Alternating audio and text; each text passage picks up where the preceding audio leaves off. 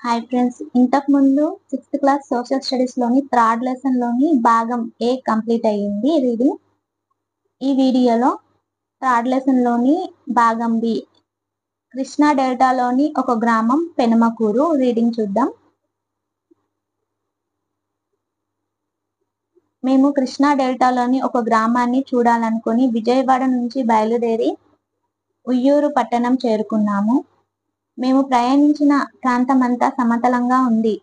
ఎక్కడ పర్వతాలు, వాలులు కనిపించలేదు. ఎన్నో చిన్న చిన్న కాలువలను, వాగులను దాటుకుంటూ ప్రయాణించినాం. కాలువలకు రెండు వైపులా పచ్చని చెట్లు, పంట పొలాలు కనిపించాయి. బందర్ కాల్వ. మేము ఉయ్యూరు నుంచి 3 కిలోమీటర్లు ప్రయాణించిన తర్వాత బందర్ కాల్వను దాటి పెనమకూరు గ్రామాన్ని చేరుకున్నాము. విజయవాడలోని కృష్ణా నది మీద ఉన్న ప్రకాశం బ్యారేజ్ నుంచి బందర్ కాల్వ ప్రవహిస్తుంది. ఈ గ్రామానికి వాయువ్య ప్రాంతం నుంచి ఆగ్నేయ ప్రాంతానికి ఈ కాల్వ ప్రవహిస్తుంది. గ్రామంలో పంట భూములకు చిన్న చిన్న కాలువల ద్వారా బందర్ కాల్వ నీళ్లు పంపిణీ చేస్తారు.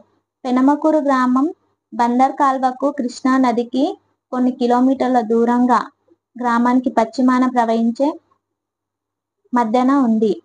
అంటే పెనమకూరు గ్రామం బందర్ కాల్వకు కృష్ణా నదికి మధ్యన ఉంది. బందర్ కాల్వను ఆనుకొని ఉన్న పురిళ్ళు. పురిళ్ళు అంటే గుడిసెలు. ఇక్కడ ఉన్నాయి చూడండి, ఈ కాల్వకు ఆనుకొని ఉన్నాయి. పెనమకూరు మైదాన ప్రాంతం. ప్రకాశం బ్యారేజ్. కృష్ణా నది ఉత్తర ఒడ్డున విజయవాడ నగరం ఉంది.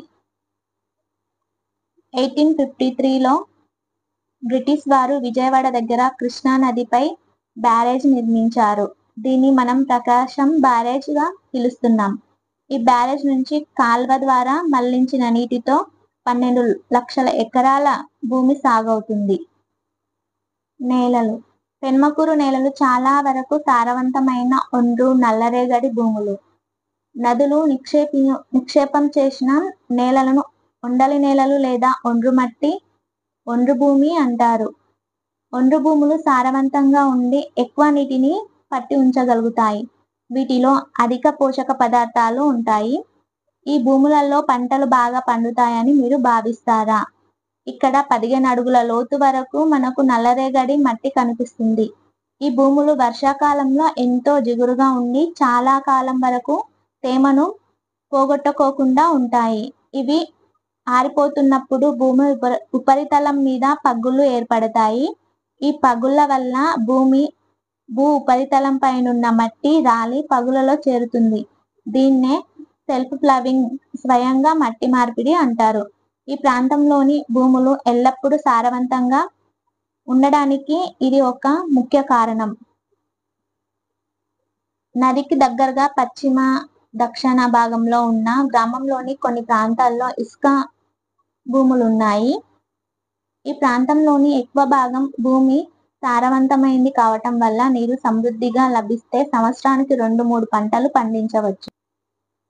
మృత్తికలోని తేమకు పంట దిగుబడికి మధ్య గల సంబంధం ఏమిటి? పెనమకూరు గ్రామ పటంలో కాల్వను, రోడ్లను, గ్రామం మధ్య ప్రాంతాన్ని, గుడిసెలను గుర్తించండి. గ్రామ పటంలో బందర్ కాల్వ నుంచి పొలాలకు నీరు చేరవేసే పిల్ల కాల్వలను గమనించండి. అవి ఏ దిశగా ప్రవహిస్తున్నాయో గమనించండి. కాల్వల నీటితో వ్యవసాయం చేసే భూమిని గుర్తించి ఛాయాపూరితం చేయండి. పటం 3. పెనమకూరు గ్రామ పటం. ఉయ్యూరు. ఉత్తరాన్ని నార్త్ బాణం గుర్తుతో చూపిస్తారు. దేవరపల్లి. ఇక్కడ చూడండి, కాల్వ, తోటలు, ఇల్లు, గుడిసె, చెరువు, పొలాలు, పౌల్ట్రీ, రోడ్లు.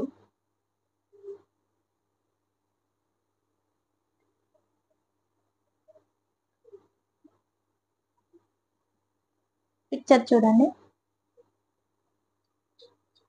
పెనమకూరు గ్రామం కృష్ణా నదికి దగ్గరగా ఉండటం వల్ల 15 నుంచి 25 అడుగుల లోతు వరకు తవ్వగానే నీరు వస్తుంది. అందువల్ల ఇక్కడ బోరుబావి తవ్వడానికి తక్కువ ఖర్చు అవుతుంది. ఈ ప్రాంతం అంతటా విద్యుద్దీకరణ జరిగి ఉండటం వల్ల చాలా బోరుబావులు నీట మునిగి ఉండే మోటారుతో పనిచేస్తున్నాయి. బోరుబావి కింద సాగు చేయబడుతున్న వరి మరియు చెరువు పంట పొలాలు. ఈ మధ్య కాలంలో కాలువల నీటి ద్వారా సాగు చేయలేని మెట్ట భూములకు బోరుబావుల ద్వారా భూగర్భ జలాలను అధికంగా ఉపయోగిస్తున్నారు. మీ ప్రాంతంలో జూన్ నుంచి అక్టోబర్ వరకు వర్షాలు పడతాయా?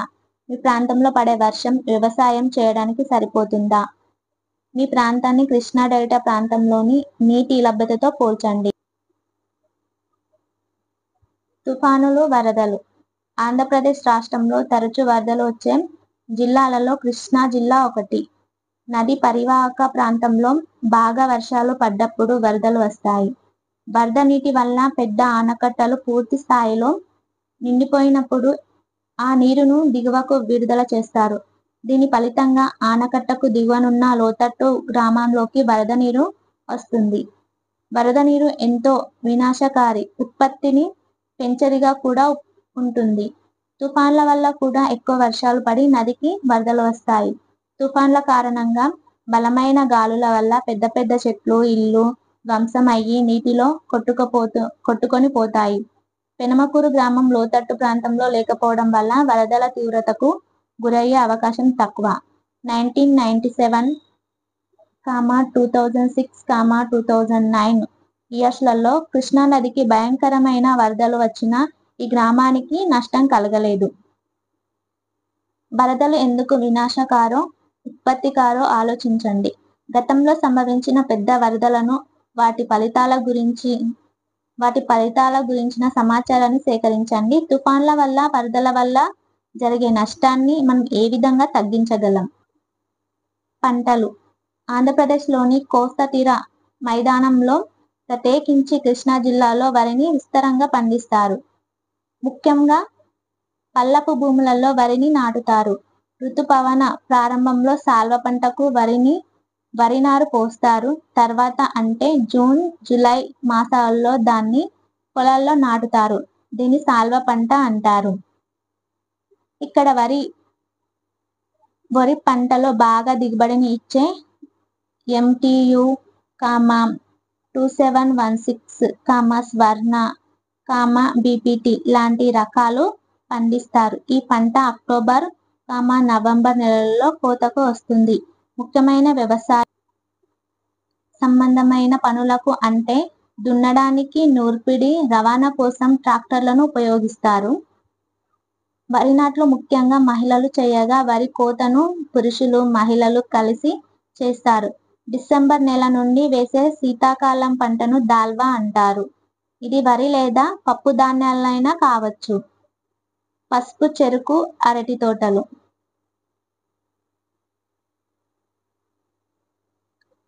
గత కొంతకాలంగా ఇక్కడి రైతులు వరి పంటకు బదులుగా చెరుకును పండిస్తున్నారు.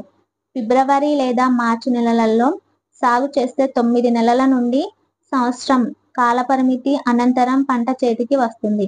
చెరుకును నరికిన తర్వాత రెండో పంటను పండించవచ్చు. చెరుకు పంటకు సంవత్సర కాలం అంతా పని ఉంటుంది. ఈ పనిని ముఖ్యంగా మగవారు చేస్తారు.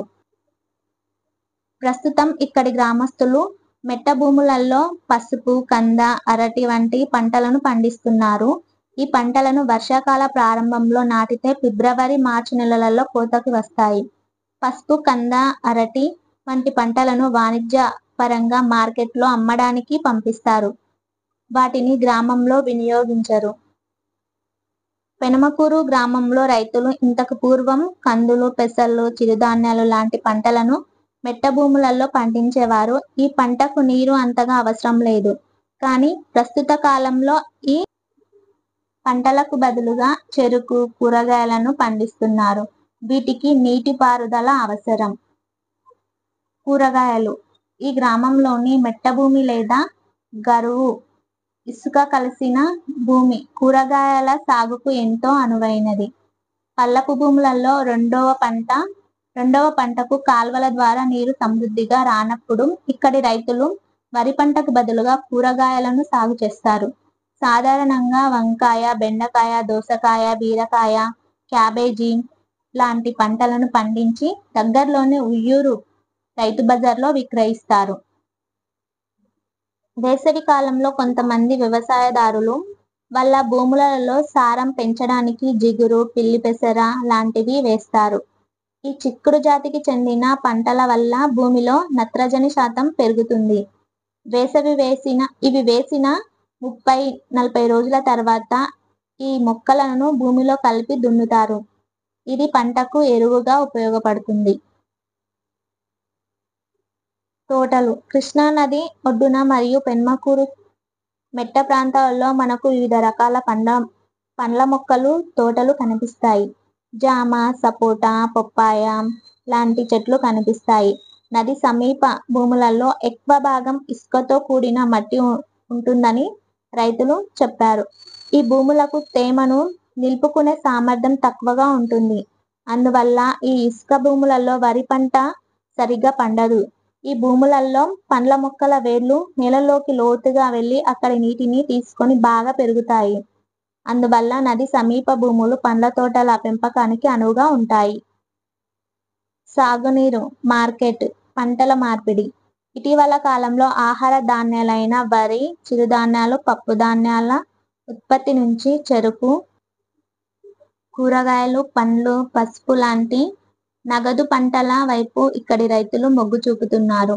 నీరు సమృద్ధిగా లభించడం, మార్కెట్ సౌకర్యం అందుబాటులో ఉండటం, ఎరువులకు, విత్తనాలకు బ్యాంకుల ద్వారా రుణ సౌకర్యం కల్పించడమే దీనికి ముఖ్య కారణం. ఈ మార్పు ఎందుకు వచ్చిందని మీరు భావిస్తున్నారు?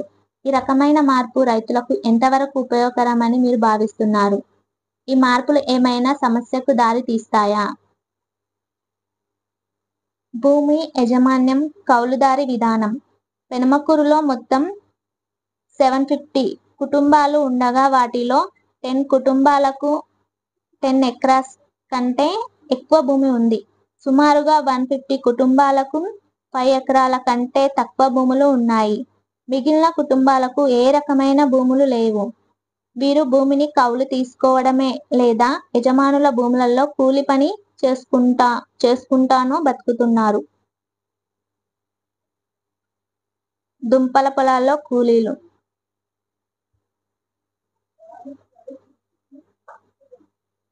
పెనమకూరులోని నేల రకాలు సరైన జవాబులకు రైట్ పెట్టండి. ఏ.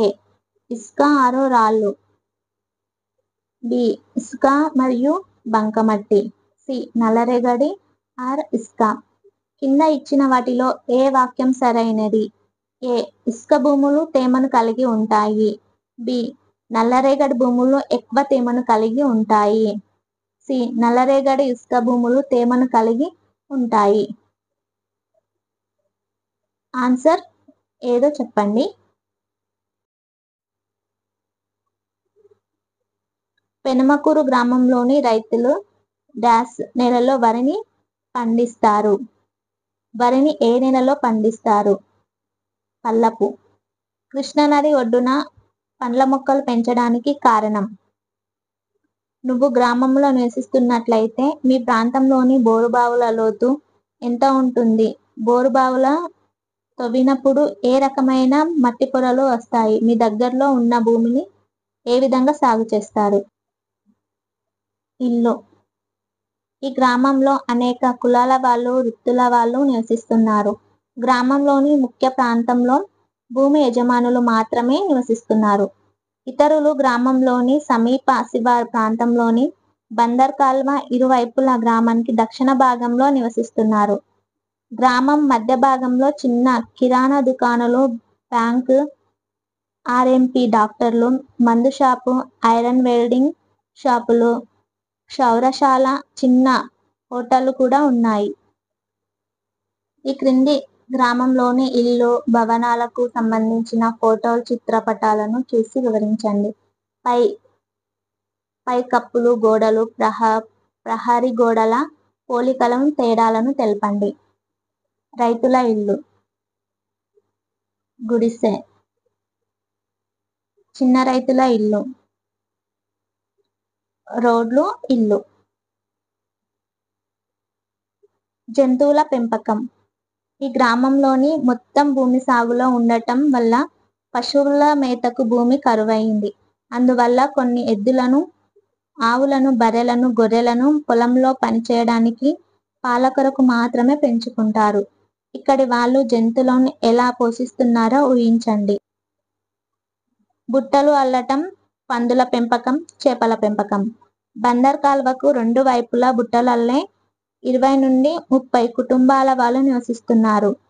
వీళ్ళు వేరే గ్రామం నుంచి పనుల నిమిత్తం ఇక్కడికి వలస వచ్చారు.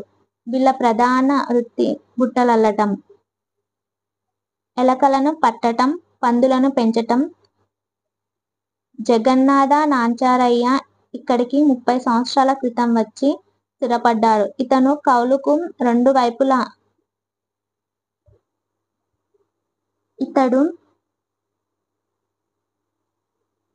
ఇతను కాల్వకు 2 వైపులా పెరిగే ఈత ఆకులను సేకరించి బుట్టలు అల్లుతాడు. ఇతడు, అతని భార్య ఒక రోజుకు 5 బుట్టలు అల్లి పక్క గ్రామంలో విక్రయిస్తారు. ఇతని పొరుగున ఉన్న కట్ట శివయ్య అనే వ్యక్తి కాల్వలో బుట్ట వల సహాయంతో చేపలు పట్టి పక్క గ్రామంలో అమ్ముతాడు. కోళ్ల పెంపకం. కోళ్ల ఫామ్. పిక్చర్ చూడండి. ఈ గ్రామంలో పూర్తిగా ఆధునీకరించిన కోళ్ల ఫారం ఉంది. వీటిని నింపుస్ ద్వారా ఆహారాన్ని కన్వేయర్ బెల్ట్ ద్వారా అందిస్తారు. ఈ ఫామ్ లో 80,000 కోళ్లు ఉన్నాయి. ఇవి రోజుకు 50,000 గుడ్లు పెడతాయి. ఈ గుడ్లను విజయవాడకు, అస్సాం, బీహార్ రాష్ట్రాలకు ఏజెంట్ల ద్వారా ఎగుమతి చేస్తారు. చేపల ఆహారం కోసం కోళ్ల పంటలను సమీపంలోని రైతులకు అమ్ముతారు.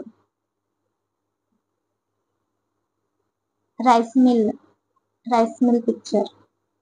ఇక్కడ ఒక బియ్యం మర రైస్ మిల్ కూడా ఉంది. ఈ మిల్లు యజమానులు రైతుల దగ్గర ధాన్యం కొని మర పెట్టిన అనంతరం బియ్యంను ఇతర ప్రాంతాల్లో అమ్ముతారు. ఇక్కడ కోళ్ల పెంపకం, బియ్యం మరలు వ్యవసాయ ఆధారితమైనవి. అందుకే వీటిని వ్యవసాయ ఆధారిత పరిశ్రమలు అంటారు. మైదాన ప్రాంతంలో ఇదే రకమైన పరిశ్రమలు కనబడతాయి. రవాణా సౌకర్యం ఉండటం వల్ల ఇక్కడి వాళ్ళు అవసరమైన ముడి సరుకులను కొనుగోలు చేసి వాటితో ఉత్పత్తి చేసిన వస్తువులను అమ్మటం చేయగలుగుతారు. బుట్టల అల్లకం. రోడ్డు రవాణా, మార్కెట్లు. ఈ ప్రాంతం నుండి వివిధ నగరాలకు, పట్టణాలకు అభివృద్ధి చెందిన రోడ్డు రవాణా వ్యవస్థ ఉంది. వీరి ఉత్పత్తులను సులభంగా విక్రయించడానికి ఇది దోహదపడుతుంది. ఇక్కడి రైతులు చెరుకు పంటను ఉయ్యూరులోని పంచదార మిల్లుకు సరఫరా చేస్తారు. వీరు పండించిన కూరగాయలను, అరటి పండ్లను ఉయ్యూరు, విజయవాడలోని రైతు బజార్లకు సరఫరా చేస్తారు. వరి ధాన్యాన్ని పంట భూముల్లోనే మధ్యవర్తుల ద్వారా విక్రయిస్తారు. రైతు బజారులకు కూరగాయలను, పండ్లను తరలించడం. కూలీల లభ్యత. ఈ గ్రామంలో ఉన్న వాళ్ళలో ఎక్కువ మందికి ఇక్కడే పని లభిస్తుంది. కొంతమంది వ్యవసాయ కూలీలు చుట్టుపక్కల గ్రామాల నుంచి కూడా వస్తుంటారు. 10వ తరగతి లేదా ఆ పైన చదువుకున్న యువకులు ఆటో డ్రైవర్లుగా, మెకానికులుగా, ఎలక్ట్రీషియన్లుగాను పనిచేస్తున్నారు. కీలక పదాలు: కొండలు, పీఠభూమి, మైదానం, తీరం, తుఫాను, వరద. మీ అభ్యసనాన్ని మెరుగుపరుచుకోనండి. ఫస్ట్ క్వశ్చన్: పెనమకూరు గ్రామంలో ఎలాంటి మార్పులు చోటు చేసుకున్నాయి? రెండవ క్వశ్చన్: మైదాన ప్రాంతంలో పేదవాళ్ళు, భూమి లేని వాళ్ళు జీవనోపాధిని ఏ విధంగా పొందుతున్నారు? మూడవ క్వశ్చన్: పెనమకూరు లాంటి మైదాన ప్రాంత గ్రామంలో వ్యవసాయం చేయటంలో కలిగే ఇబ్బందులను తెలపండి. ఫోర్త్ క్వశ్చన్: గ్రామంలోని రైతులందరూ చెరుకు లేదా పసుపు పంటలు మాత్రమే పండిస్తే ఏం జరుగుతుంది? ఫిఫ్త్ క్వశ్చన్: మైదాన ప్రాంతంలో, ముఖ్యంగా డెల్టా, కృష్ణా డెల్టా లాంటి మైదాన ప్రాంతంలో జనసాంద్రత ఎందుకు ఎక్కువగా ఉంటుంది? 6. తెలంగాణ మరియు ఆంధ్రప్రదేశ్ పట్టంలో వివిధ భూస్వరూపాలను గుర్తించి దిగువ రంగులు వేయండి. మైదానం ఆకుపచ్చ, పీఠభూమి పసుపు, పర్వతాలు ముదురు ఊదా. 7. చేతివృత్తుల వారికి ప్రభుత్వం నుంచి ఎలాంటి సహాయ సహకారాలు అందుతున్నాయి? 8. తెలంగాణ నైసర్గిక స్వరూపాలను వివరించండి.